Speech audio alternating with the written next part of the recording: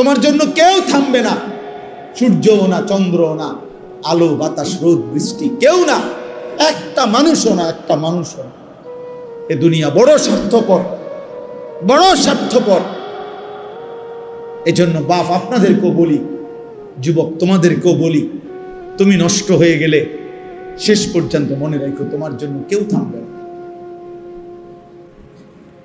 আপনাদেরকে বলি বাবা, স্ত্রী সন্তানের জন্য যদি আপনি হারাম উপার্জন করে জীবনটা শেষ করছেন, কোনোদিন পাবেনও নাই।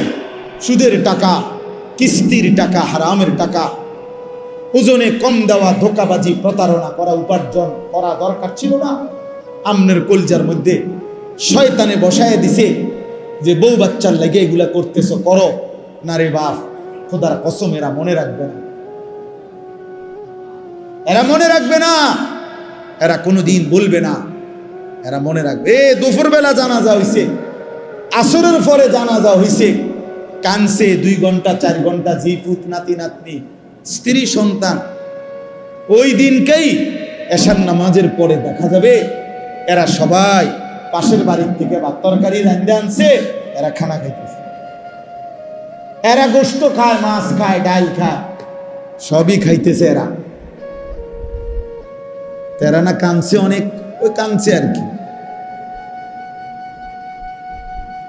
এজন্য আমি নিজেকে বরবাদ করে, আমার কবর, আমার আখিরাতকে নষ্ট করে আমি আমার স্ত্রী সন্তানকে হারাম খাওয়াইতে হবে, খোদার কসম এটা কোনো মুমিন করতে পারে না।